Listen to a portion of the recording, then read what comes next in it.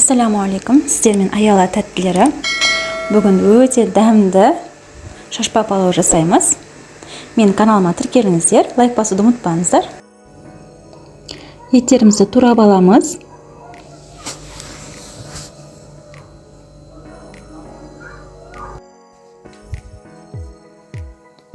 Қазанымызға майымызды құйып,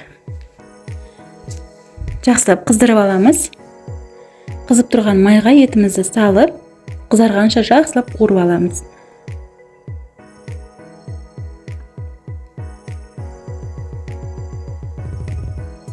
Міне қыздар, біздің етіміз жақсылап қызарды. Үстіне пиязымызды жақсылап турап, негізі қатты майдалаудың қажеті жоқ пиязды. Осындай көлемде турап, етіміздің үстіне салып, қызарғанша қуырып аламыз.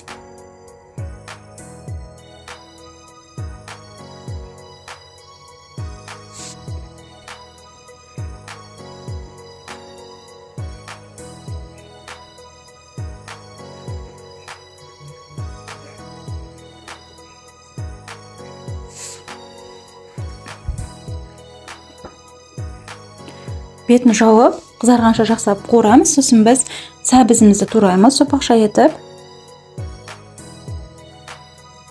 Негізі палауда сәбіз көптеу, молдау болған жақсы. Палауымыз өте дәмді, жұмсақ болады.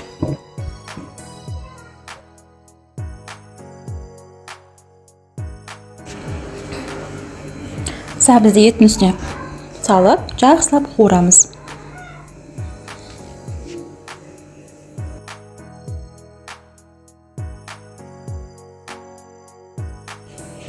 Үстіне су құйып, астын қаттырақ қоямыз.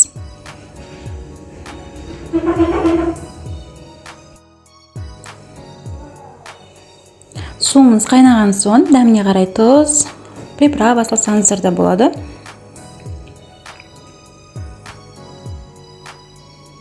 Күрішімізді жақсылап жуып аламыз. Етіміз жұмсақ піскен соң, үстіне күрішімізді саламыз. Су тартылғанша күтіп, бетін жауып қоямыз.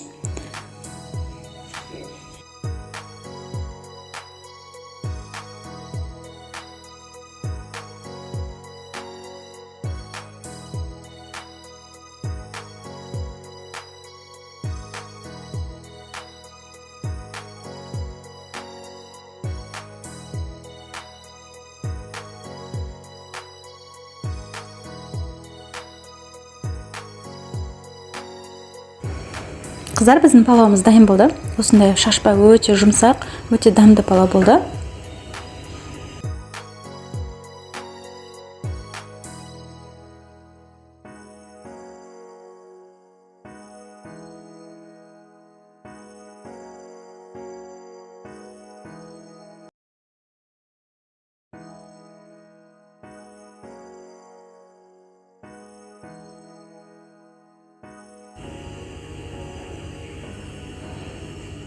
Міндетті түрде жасап көріңіздер.